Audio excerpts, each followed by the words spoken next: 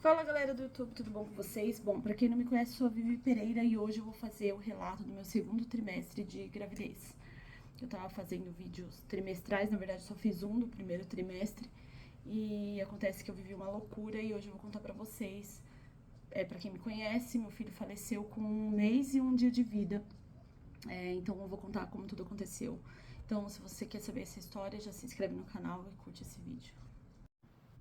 Bom, galera, como vocês viram aí no primeiro vídeo do primeiro trimestre de gravidez, tava indo tudo muito bem, uma gravidez hiper tranquila, eu não tive nenhuma intercorrência maior, eu tava trabalhando, eu tava fazendo hidroginástica, eu passei uma única vez de fato, assim, uma única vez na gravidez, bem no comecinho, e tava tudo mil maravilhas, não poderia ter sido melhor. Ocorre que dia 13 de dezembro eu tinha marcado o meu segundo morfológico. Então, na gravidez, a gente faz 2 morfológicos. O primeiro morfológico no primeiro trimestre de gravidez e o segundo no segundo trimestre. Existe uma semana correta para fazer esse morfológico e eu sempre fui muito relaxada para marcar médicos e exames. E eu recordo que, por alguma razão, eu falava, vou marcar logo, porque se der qualquer coisa errada, tem umas semanas corretas para fazer esse exame, se passar, não faz mais. Então, se eu não gostasse do lugar que fizesse o exame, eu poderia pegar essa guia e fazer em outro lugar. E aí, até no primeiro trimestre, eu não tinha encontrado um obstetra ainda. Eu tinha passado em um obstetra particular, acho que eu relatei isso no primeiro vídeo, e tinha passado em dois ou três obstetra. E estava definindo ainda um obstetra, porque eu gostaria de ter. Eu queria achar um médico que atendesse pelo meu convênio. Não queria passar num médico que não atendesse no convênio, porque eu não queria esse gasto, né, a mais. E aí a minha cunhada e minhas amigas indicaram um médico que bem conceituado, que fez vários partos, bem experiente. Então, eu tinha passado em uma única consulta com ele, foi quando eu peguei essa guia de exames, e na própria clínica dele tinha o laboratório que realizava o morfológico e nutricionista, enfim, tinha além do laboratório, alguns outros médicos ali no complexo da clínica dele. E aí eu resolvi marcar o morfológico na clínica, para dia 13 de dezembro. Então eu estaria acho que com 20 semanas, 20 semanas. Na ocasião, o primeiro trimestre, para quem viu o vídeo aí, o Alan não conseguiu comparecer, porque estava uma loucura muito grande de trabalho e ele não conseguiu ir. E foi bem aflitivo para mim, porque eu estava com medo e era uma coisa muito nova. E eles falam muita coisa técnica, então o tamanho do bebê, o tamanho do pezinho, o tamanho do fêmur, o tamanho do crânio, enfim. E ao mesmo tempo foi uma experiência muito legal, porque você vê cada detalhe, é uma graça. Então eu queria muito que o Alan participasse desse segundo exame, que eu já saberia que eu acho que é o único morfológico antes do parto, não sei, né? E aí eu peguei e marquei uma data que desse para ele ir. E nós fomos. Nós estávamos muito empolgados, eu estava muito feliz, o Alan estava muito feliz. Acho que vocês viram aí a revelação, viram cada passo aí que aconteceu, né? A descoberta do Raulzinho na nossa vida. E aí eu vou parar um pouco o vídeo. Ainda é difícil para mim falar sobre tudo isso, porque é muito recente, foi tudo muito intenso. E obviamente, né? Também eu tenho certeza que ninguém me esperava vir aqui feliz e contente pulando mil maravilhas. Mas enfim, vou retomar. Então nós estávamos muito felizes e aí a gente marcou esse exame e o Alan falou, eu vou também, e a gente hiper empolgados, fomos felizes da vida. E eu mais feliz ainda porque eu sabia como era o exame. O Alan é bem questionador, ele é bem curioso, ele fala bastante, ele conversa e ele quer saber tudo. E eu tava bem empolgada. Quando chegou no exame, eu teria o exame dia 13, eu tive o exame dia 13 e eu teria a consulta dia 16 de dezembro. Então no dia 13 aí eu cheguei lá na clínica, né? A médica nos chamou e aí eu coloquei a roupa famosa, o avental. E aí a gente começou o exame. Assim que começou o exame, eu percebi assim, um jeito diferente da médica já, uma preocupação no olhar da médica, mas eu sei que o exame é bem detalhado, então achei até que seria normal, porque o outro já tava com medo, então achei que aquilo era a minha sensação, né? E aí ela virou para assistente dela e perguntou: o médico fez a relação aí de alguma CIT? Aí eu pensei que era comigo, porque a assistente ficava atrás de mim, né? E aí eu falei assim: o que, doutora? Fez o exame? Daí ela falou: não, não é nada não. Aí eu falei: ué, nada não? Aí a técnica falou: não, é comigo, não fez. E aí ela continuou o exame e ela falou: eu vou fazer o exame aqui, vou medir tudo direitinho e já já a gente conversa e eu mostro pra vocês cada coisa. Aí eu falei: tá bom. E o Alan tava o serviço muito pegado, então ele ficou muito no celular olhando as coisas, mas ele ficou meio sério, né? Enfim, aí o médico falou: bom, vamos lá. Daí o Alan já começou a prestar atenção, eu também. Ela falou: ó, aqui o crânio do bebê tá tudo bem, tá tudo muito bem, ó, o coração dele. Aí ela desceu um pouquinho e falou: ó, tá vendo tudo isso aqui? Aí você viu o bebê normal, assim, a barriguinha dele assim, só que tava, ao invés da barriga ter um formatinho de barriga e as perninhas, tava uma bexiga, não sei explicar, acho que eu vou colocar uma foto aqui do ultrassom dele.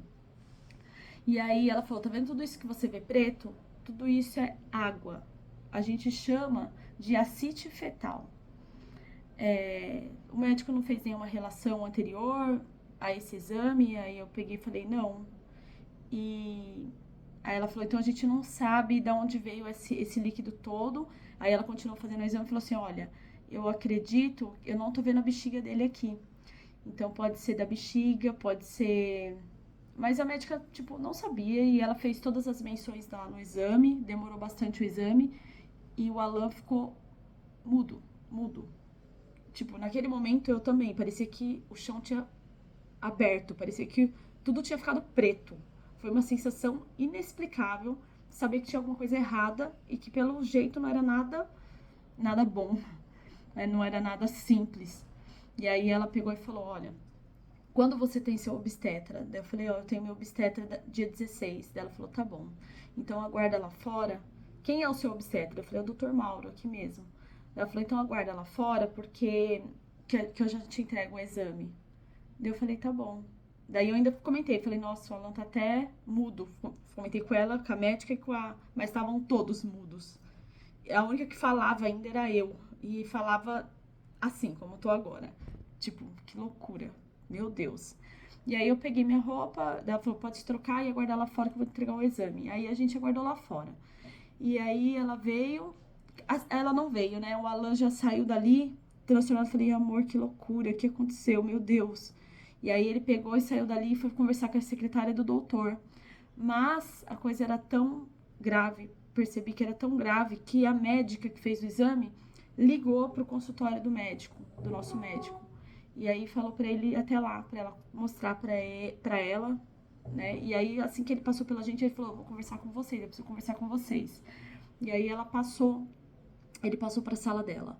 Quando ele retornou, ele falou: vamos lá, casal, preciso conversar com vocês. Aí a gente entrou no consultório dele e ele falou: olha, tem uma notícia aqui pra dar pra vocês.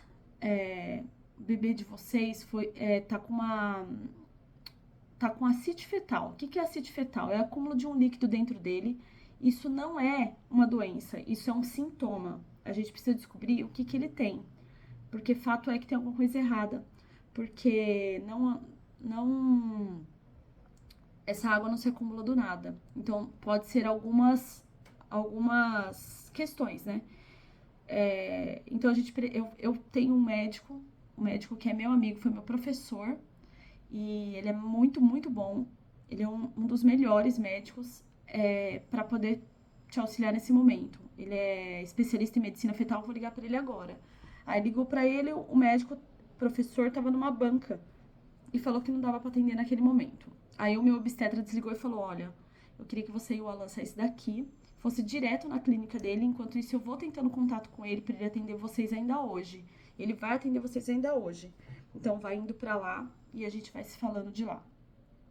E aí eu e o Alan, sem rumo, sem chão, sem dar uma palavra, completamente perdidos, fomos para a clínica dele. E rumo e fomos para a clínica desse doutor Antônio Fernandes Moron.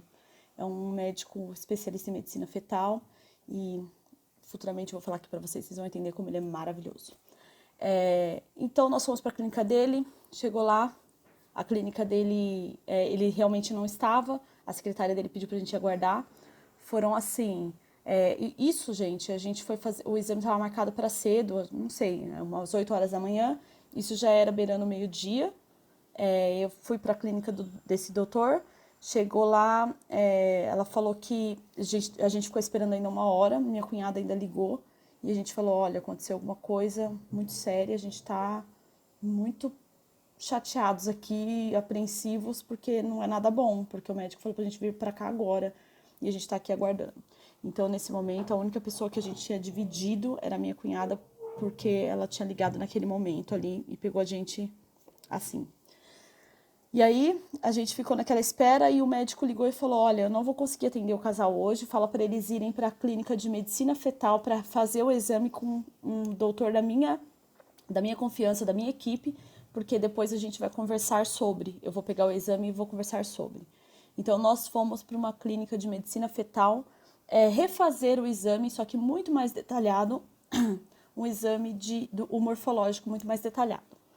E aí, na clínica dele, a gente foi atendido por um outro doutor que realizou o exame. Foi um exame, nós ficamos praticamente 1 hora realizando o exame, 1 hora fazendo um exame de ultrassom. Sério, o médico estava tão nervoso, dava para perceber que ele estava tão nervoso que ele debruçou um pouco sobre mim e fazendo o exame, e aquilo demorou tanto que a minha perna, nossa, foi horrível. E ele estava mexendo, sabe quando a pessoa tá com um tique nervoso, de tão estressante que tá a coisa? E ele balançava a maca com as pernas e eu, meu Deus, e eu extremamente, sabe quando você fica, não sei explicar, adormecida?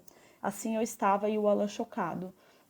E aí ele começou a ver e falar sobre tudo que estava ali, sobre os órgãos dele, os órgãos do Raulzinho estavam todos perfeitos, assim, perfeitos dentro daquela água toda, né? Daquele líquido todo.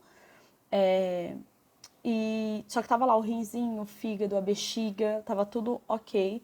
E ele falou, bom, vou realizar o exame, a gente já conversa. E ele realizou o exame e a gente foi conversar depois daquela 1 hora de exame. E aí ele falou, olha, você teve alguma infecção? Eu falei, olha, eu acho que eu tive uma herpes labial, mas eu fui viajar, quando eu voltei ela já estava boa, então eu não procurei um médico, mas aparentemente não. Ele falou, olha, pode ser uma infecção que te deu. E eu falei, tá, doutor, mas e qual é a solução disso? Qual é o tratamento disso? Tem tratamento? Aí ele falou, se for uma infecção, você vai tomar um antibiótico e essa água vai ser eliminada né, vamos ver. Mas o Dr. Moron que vai tratar com vocês, tá bom? Aí o meu médico, o Dr. Mauro, tinha falado para esse médico ligar para ele, né?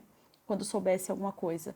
Aí ligou para ele e ele falou, olha, eu sugiro que vocês vão na maternidade hoje, se internem hoje, para que a gente faça todos os exames necessários e se for alguma coisa que a gente possa já começar o tratamento, a gente já começar o tratamento já. Então eu sugiro que vocês saiam daí e vá até o hospital para se internar.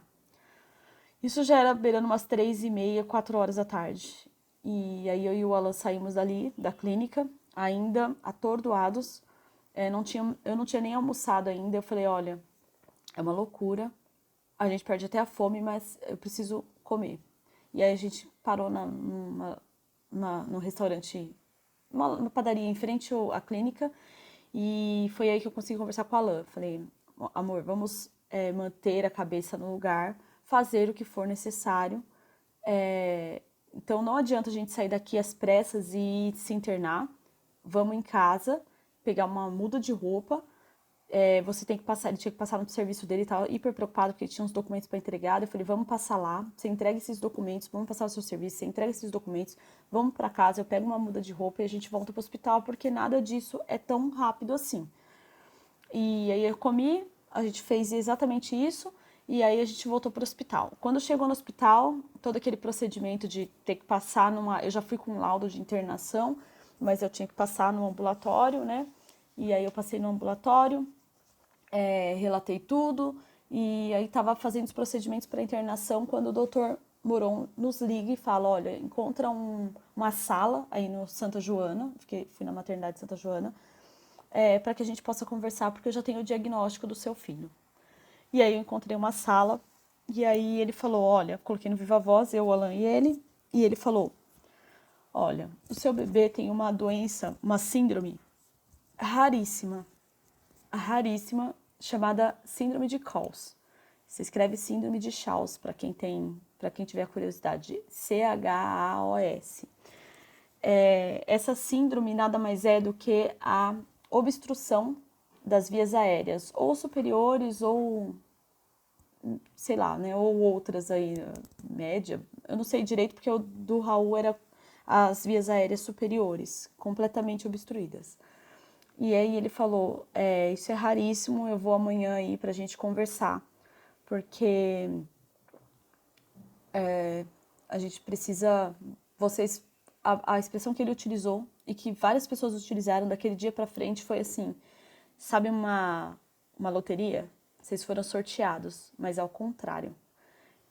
Isso não é nada bom e a gente vai conversar pessoalmente.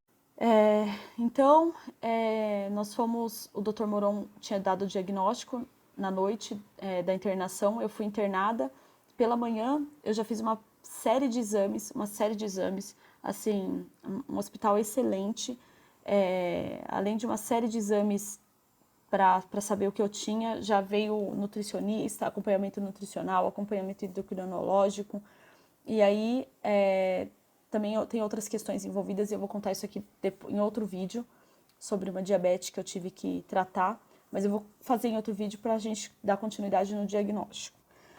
Então, Dr. Moron no dia seguinte foi até o hospital e explicou que essa síndrome raríssima, o sintoma seria exatamente isso, como obstruir as vias aéreas, como estava completamente obstruídas as vias aéreas, ele acumulava esse líquido, que é um líquido infeccioso, pelo que eu entendo, né? Eu posso estar errada tecnicamente, mas era um líquido infeccioso. Então, a barriguinha do Raul estava cheia de água, cheia de líquido, o que pressionava os pulmões, pressionava o coração, pressionava todos os órgãos. Estranhamente, o coração do Raul estava se desenvolvendo bem, porque essa síndrome afetava muito os desenvolvimentos do coração do feto. E do Raul estava se desenvolvendo bem, o pulmão dele não tinha o formato de um pulmão de um bebê comum, mas o pulmão dele estava ok. Então, qual seria a nossa... Eu sempre bati muito na tecla de assim, a gente tem um problema, como a gente faz para resolver? O que eu tenho que fazer, né? Então, o médico explicou que ele poderia fazer uma cirurgia fetal se eu quisesse continuar com a gravidez, mais ou menos foram essas palavras, se a gente optasse por continuar com a gestação, ele tentaria fazer uma cirurgia fetal, uma cirurgia dentro da barriga. Então, o que o Raul precisava? De uma traqueostomia. Uma traqueostomia voltava ele para o útero para ele tentar se desenvolver mais. Com a traqueostomia faria essa função, né, de desobstruir as vias aéreas e ele conseguiria se desenvolver melhor. Só que existia um contra. Ele tinha muito líquido dentro dele e a gente precisava dar uma condição melhor para ele, porque isso eu estava já com 21 semanas internada no hospital. E aí eles falaram assim, bom, a gente pode dar uma condição melhor para ele se desenvolver melhor, pra gente, porque essa cirurgia só é feita com 24 semanas. Aí eu perguntei para ele, doutor, você já fez essa cirurgia antes? Ele falou, essa doença é raríssima, eu peguei 2 casos assim. Na minha vida toda eu peguei 2 casos assim. E eu falei, tá bom, eu quero saber o que aconteceu, essas crianças estão bem, elas querem verdade, eu quero estatísticas, né? E aí ele falou, uma criança tá viva, tem 1 ano e pouco, sei lá, 2 anos, e a outra, infelizmente, veio a óbito porque pegou uma H1N1, mas é um caso diferente, ele foi traqueostomizado, já nasceu tudo direitinho, mas a família inteira pegou a H1N1, ele pegou também e não resistiu. Falei, entendi. Então, a nossa meta é fazer essa cirurgia fetal.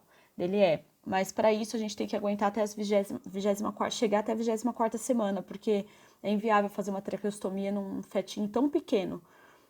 Então tem que ver se ele vai aguentar até lá e vamos ver o que vai acontecendo. Enquanto isso eu continuei internada e fazendo os exames, o ecocardiograma, fazendo ultrassom, todo dia, fazendo esse acompanhamento. Chegou uma determinada hora que os médicos falaram, olha, a gente tem uma outra, e assim, tinha uma junta médica, né, de pediatra, de medicina fetal, de tudo. E aí eles falaram, ó, a gente tem uma outra ideia, uma outra alternativa, que é fazer uma punção desse líquido que está dentro do bebê, para que ele fique um pouco melhor para a gente chegar até as 24ª semana, até aí falavam em 24ª. Porque para as condições dele melhorar e ele chegar até lá, porque desse jeito que tá, talvez ele não aguente. Falei, bom, doutor, qual é o contra de fazer essa punção? É que você pode romper a sua bolsa e aí ele vira parto e aí ele é muito prematuro e a gente, né, vamos ver o que acontece. Aí a gente marcou a primeira punção. Gente, a primeira punção foi horrível pra mim, horrível. É assim, eu tava com muito, muito medo. Eu já sabia que era uma anestesia local. Eu me preparei, eu tava cuidando da diabetes, que foi muito ruim, eu passei muito mal na noite anterior, enfim, essa parte realmente eu vou contar uma outra hora. E aí ele marcaram a aspiração lá, a aspiração, me faltou a palavra. E aí eu fui numa sala, num centro cirúrgico, anestesia local, foi um médico e um assistente, foi o próprio médico esse de medicina fetal, ele introduziu uma agulha na minha barriga, tirou 200 ml do Raul e 100 ml do meu líquido amniótico que também estava aumentado. Falou, vou deixar você internada aqui pra gente observar, se tudo der certo, vamos ver o que a gente faz, tá bom. Fiquei mais uns 2 ou 3 dias, acho que 3 dias internada, isso, eu passei o Natal no hospital, e aí ele falou, olha, foi um sucesso, logo que a gente fez, a gente ficou acompanhando ainda com ultrassom e tal, foi um sucesso, foi hiper doloroso, gente, foi um procedimento doloroso. Eu saí do procedimento e falei pro Alain, olha, eu espero muito que tenha dado certo, a única coisa que eu não quero é fazer esse procedimento de novo. Porque parecia que era uma agulha de nada, parecia que tinha sido enfiado um tronco na minha barriga. Foi muito doloroso. Eu falei, eu só não quero ter que fazer esse procedimento de novo. Aí o médico falou, olha, foi um sucesso, deu uma condição bem melhor pro Raul, o pulmão dele, o coração dele, você tá ótima, então eu vou liberar para você passar o ano novo em casa e a gente vai acompanhar lá na minha clínica, naquela clínica do ultrassom. Aí, tá bom, aí eu fui embora para passar o ano novo com a minha família. E fui na semana seguinte, fui no ultrassom e ele falou, nossa, foi muito bom, ó, o coração dele tá melhor, o pulmão dele tá um pouco melhor, tá indo tudo conforme. Agora a gente já chegou nas 24 semanas, agora eu penso que a gente pode chegar nas 26ª semana, porque a traqueostomia ainda ele é muito pequenininho pra gente realizar uma traqueostomia. Então se ele chegar à 26ª semana vai ser bem mais seguro. Então volta semana que vem, segunda-feira a gente vai fazer uma nova avaliação e a gente vai conversar todos nós juntos, os outros médicos, né? Eu e o Alain e os outros médicos juntos para avaliar o caso. E assim a gente fez. Na semana seguinte a gente voltou, conversou com os médicos e eles falaram o seguinte, falou, olha, vamos fazer o seguinte, vamos internar você de novo, você vai hoje, você tem condições de se internar hoje? Tem. Vai lá hoje se internar e a gente vai fazer amanhã a gente vai fazer uma nova punção para tentar dar uma condição melhor para ele, para ver se a gente chega mais para frente, para a gente poder fazer essa cirurgia com mais segurança. Falei, tá bom, os médicos estavam bem seguros, estavam mais confiantes, e eu também. O risco era da bolsa romper e enfim. Aí eu fui me internar. Como estava programado, eu fiz a punção. A punção também tinha sido ótima. No dia seguinte eu fiquei bem. Só que no segundo dia, o dia que eu teria tido alta, eu acordei às 4 horas da manhã, com o Raulzinho mexendo muito, mas muito. Ele estava assim, ele estava incomodado e eu também, logicamente, porque ele estava mexendo muito, minha barriga ficou... E outra, depois que eu fiz a punção, minha barriga diminuiu. Tiraram 900 ml, dentre líquido dele e meu. Eu não sei dizer quanto de cada um. Então, aquilo, a minha barriga tinha ficado... minha barriga estava praticamente uma barriga de uns 8 meses. Eu estava com 26 semanas. e de repente minha barriga deu uma murchada muito boa, mas eu tentei manter o repouso certinho, como eles tinham orientado. E quando foi 4 horas da manhã do dia, isso tinha sido dia 18, 19, dia 19, não, dia 20, foi o dia que o Raulzinho nasceu. Dia 20 de janeiro, eu acordei acordei com uma sensação muito estranha, com ele se movimentando muito, e quando eu fui ver, eu estava sangrando. E aí eu fui ao banheiro, chamei as enfermeiras, a enfermeira já logo pediu para chamar, já logo chamou a médica, pediu para eu deitar e continuar deitada. E aí a médica veio, realizou o exame de toque, realizou ultrassom. O ultrassom aparentemente estava tudo bem, assim, o coraçãozinho do Raulzinho estava bem, estava tudo bem, dentre a doença dele, né? E aí ela falou assim, bom, a gente vai ter que fazer um exame chamado bolsa rota, que é para saber se essa bolsa rompeu, se sua bolsa rompeu ou não. E eu falei, tudo bem. Só que eu estava me sentindo muito mal. O ar-condicionado lá do quarto era muito forte. E sem ar-condicionado estava muito quente, porque a janela não abria. Então eu optei por deixar o ar-condicionado ligado, mas eu estava me sentindo como se eu tivesse com uma sinusite, sei lá. E aí, quando o Alan chegou, eu mandei mensagem, eu fiquei entre mandar mensagem pro Alan ou não, porque o Alan estava dormindo em casa por conta da Zara, porque eu estava muito bem. Era o Raulzinho que estava com algum probleminha e não eu estava muito bem. Então eu falava para ele, pode dormir em casa sossegado, que eu não tô exigindo cuidados, né, para ficar com a Zara. E aí eu fiquei, mando mensagem para ele ou não. 4 horas da manhã eu não mandei, eu mandei um pouquinho mais tarde, acho que era umas 6 horas da manhã, eu falei, Alan, olha, na verdade eu só mandei mensagem para ele quando de fato chegou o exame da bolsa rota, eu acho, dizendo que minha bolsa tinha rompido. Aí eu mandei mensagem para ele, falei, amor, ó, minha bolsa rompeu e eles vão ver o que que faz aqui, mas enfim, não sei, tô meio assustada, o cenário aqui tá meio maluco.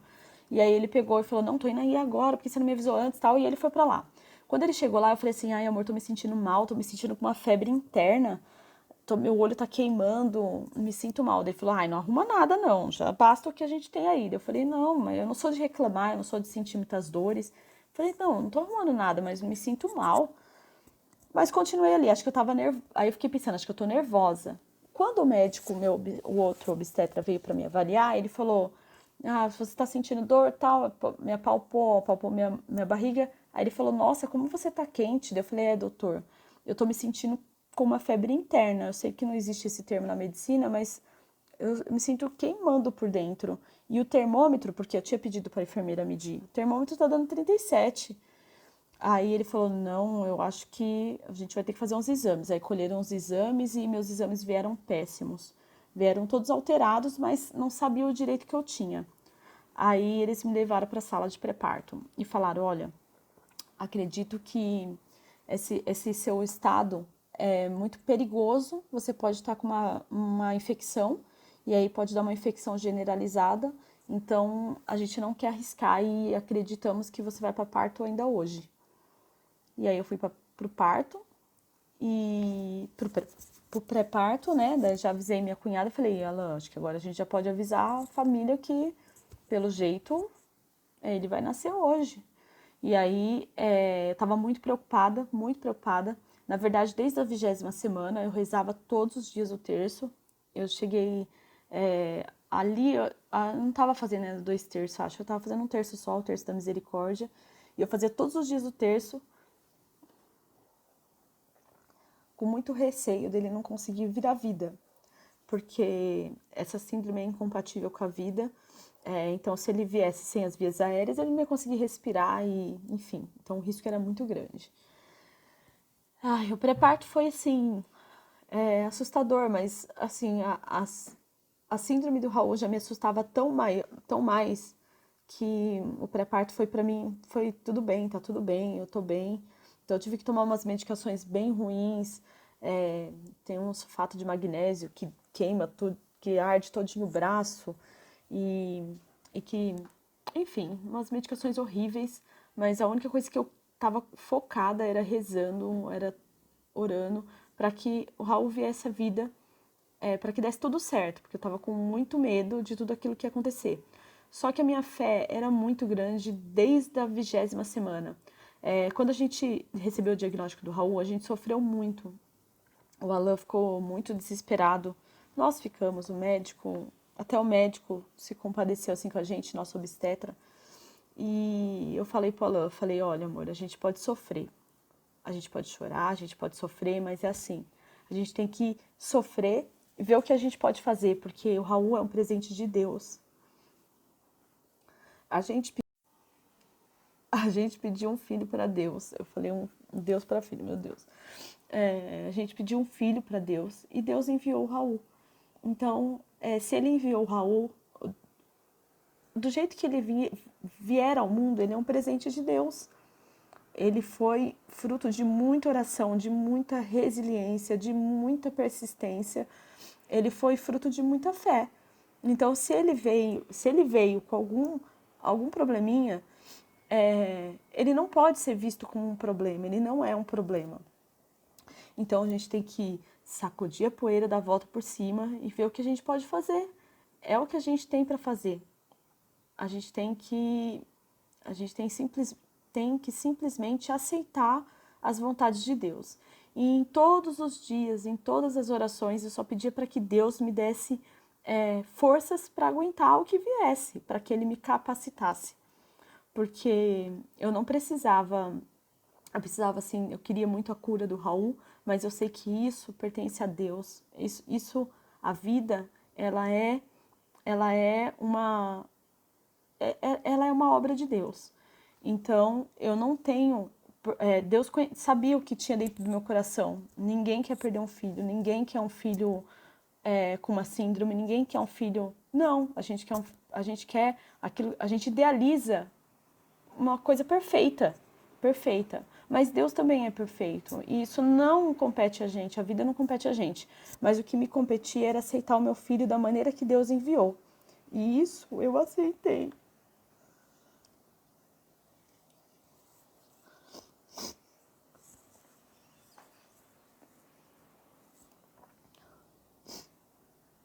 Eu tinha muito medo de tudo isso, muito medo da síndrome dele. Às vezes eu me parava pensando como que seria o futuro, mas eu pensei, viver, eu não vou viver nesse si. Como que vai ser? E se, e se? Eu não vou viver nisso, porque senão eu não vou aguentar. Então, eu procurei focar as minhas energias em pedir para Deus força para aguentar tudo aquilo que Ele me mandasse e que eu estava aceitando e que eu ia fazer tudo que tivesse ao meu alcance, que era a única coisa que estava na minha escolha, né? Fazer tudo o que estava no meu alcance. E assim eu fiz. Então, no pré-parto foi muito difícil. Eles decidiram que a minha anestesia seria geral e anestesia a RAC juntas. Meu obstetra foi chamado e ele até chegou a não concordar com a anestesia geral. Eu hoje com mais consciência, eu penso que eles estavam com muito receio do Raulzinho nascer sem vida. Não seria o nascimento de um natimorto, né? Nascer sem vida. Então eu acho que eles tentaram me poupar. Eu não sei ao certo. Uma hora eu até vou conversar com o meu obstetra melhor, porque eu não sei ao certo se eles me pouparam, né, do nascimento assim dele. Eu não sei. Mas eu sei que eu tava muito, muito calma, porque eu estava completamente entregue nas mãos de Deus. Entreguei o Raulzinho também. Que Deus fizesse a vontade dele, como ele tinha feito até ali. E aí eu fui para parto. Raulzinho nasceu 6h26, acho que 6h26 da tarde do dia 20. Obviamente eu não vi nada, eu tava com anestesia geral. O Alan pôde participar do parto e muito engraçado as vontades de Deus. O Alan sempre falou lá no começo da gestação, quando estava tudo muito bem, ele falou, eu não quero ver o parto. Falei, amor, fique à vontade, se você não quer ver o parto, tudo bem. Eu queria que você estivesse ao meu lado, né? Por uma questão de estar comigo. Mas também não faço questão, eu só não quero ninguém alheio ao meu parto, sabe? Porque eu não acho que eu não vou me sentir muito bem. Mas até aí eu não sabia se ia ser natural, se ia ser normal, se ia ser cesárea. E eu nem fiquei com essa escolha na cabeça. É muito louco tudo isso. Eu vou fazer um outro vídeo depois de tantas expectativas que a gente coloca na maternidade, tantas expectativas que a gente a gente fica criando, a gente fica numa ilusão e às vezes nem é colocado nenhuma escolha pra gente, né? Então, são privilegiados aqueles que têm escolhas. Mas, enfim, isso é um vídeo para um outro momento. E aí o Raulzinho nasceu. Eu não vi o nascimento, logicamente. E aí o Alan, aí eu tenho um relato do Alan, mas eu não sei se ele concordaria em fazer um vídeo relatando a parte dele, que eu acho que seria muito legal. Mas o relato dele é muito emocionante. E ele conta que ele assistiu o parto, ele ficou sentadinho lá. Eram 22 profissionais, 22 médicos, não, entre médicos e assistentes e tal, no meu parto. E o nascimento dele foi uma correria, ele teve uma parada cardíaca, ele teve que fazer a traqueostomia no parto, né, logo após o parto. Foi uma correria, saíram reanimando ele e o Alan ficou desesperado, mas o Alan conta que foi a sensação mais especial da vida dele. E quando eu vejo uma mãe falar do parto, falar, nossa, quando meu filho nasceu, foi uma coisa... É a mesma coisa que eu olho pro Alan quando ele conta do parto do Raul. Ele foi a mãe, sabe? Ele viu aquele nascimento e ele criou um vínculo absurdo, assim, muito, muito, muito fenomenal. Uma coisa inexplicável. E só que o Raulzinho nasceu e já foi logo sendo levado, mas deixaram ele ver. E ele nasceu ainda com muito líquido dentro dele, então tiraram o líquidozinho. Eu vou deixar uma... Eu não sei se eu deixo a fotinha aqui, se é forte, se o YouTube vai travar. Enfim, se inscreva lá no meu Instagram, que uma hora eu posto a fotinha de como ele veio ao mundo. Ele... A traqueostomia dele foi bem difícil, então teve um sangramento, ele veio bem... Ele foi muito manuseado, então ele tá bem roxinho, né? Teve a massagem cardíaca, então ele demorou muito para sair esses hematomas dele. Mas ele veio à vida e o Alan conta que o hospital, as enfermeiras chamaram ele lá, a UTI neonatal, ele foi direto para a UTI neonatal, falou que, infelizmente, as condições dele eram muito grave, bem delicada, e que não se saberia o que aconteceria dali para frente, né? Que a qualquer momento, infelizmente, poderia ter uma notícia triste. E o Alan falou, pelo amor de Deus, não liguem para o quarto da minha esposa, porque ela não pode nem levantar, não façam isso. E ele saiu desesperado e ele falou, eu vou embora, porque vai ficar aí a nossa prima com ela. E qualquer coisa vocês ligam para mim, não liguem para ela, pelo amor de Deus. E deixou o número dele e ele nem dormiu naquela noite. Ele nem dormiu naquela noite. E eu dormi na noite, né? Dormi na noite, só tinha visto o Raulzinho por foto. E no dia seguinte eu poderia ver o Raul. Outro medo que eu tinha muito grande e que era mais pela sociedade do que por mim, porque eu estava muito preparada para ter o Raul, mas eu tinha muito medo dele vir deformado, porque eu pesquisei sobre essa síndrome. Gente, essa síndrome é tão rara que eu não achava artigo para pesquisar. O médico enviou artigo em língua estrangeira, porque não tem artigos dessa síndrome. Principalmente na barriga, né? Um feto com essa síndrome. Mas, enfim. Aí o Alan ficou... Eu tinha muito receio dele vir, porque como eu vi alguns com hidropsia, acho que chama hidropsia. Então, alguns bebês vêm completamente deformado, com o rosto deformado, com o braço, perna, completamente deformados. Então, eu tinha muito receio do impacto que isso causaria, principalmente no Alan, porque eu não veria o parto, e ele ia ver o bebê, e eu tinha muito medo dele falar, meu Deus... E Deus é tão perfeito que o Raul nasceu perfeito. Ele era um bebê perfeito. E era muito engraçado que depois, quando eu fui conhecer o Raul, no dia seguinte, todos os bebês da UTI tinham o mesmo rostinho, tinha a mesma coloração, tinha o mesmo aspecto. E o Raul estava na ala de prematuridade extrema. Então eles estão meio que com uma pelezinha muito sensível ainda. E o Raul era o Raul. Era completamente diferente. Por mais louco que isso possa parecer, eu tinha certeza que ele tinha o dedo de Deus. Eu digo mais louco porque a gente tende a pensar que aconteceria um milagre, né? E que essa história só poderia terminar muito bem para eu ter essa fé, né? Mas de alguma razão, Deus colocou uma coisa no meu coração que eu tenho até agora, que é confiar em Deus, confiar no que Deus tem para nós, por mais difícil que isso seja. E o Raul era perfeito. O Raul nasceu perfeito, mas foi uma luta. Foi uma luta diária. E hoje eu vou terminar realmente por aqui. Talvez esse vídeo fique enorme. Eu ainda não decidi se eu vou cortar ele em várias partes ou não. Mas eu espero que vocês tenham gostado de dividir a minha dor, de me escutar. E eu vou fazer um outro vídeo depois, contando as demais situações que nós passamos e toda essa luta que foi na UTI neonatal. Mas o Raul foi um milagre, foi um milagre. A vida dele, ele ter vindo com vida, foi um milagre de Deus. É lógico que o empenho absurdo de todos os médicos, profissionais maravilhosos, mas eu tenho certeza também que quem guia a mão desses médicos é Deus. E é isso, gente. Fiquem com Deus. Eu espero que vocês tenham gostado. Para mim é muito bom pôr tudo isso para fora.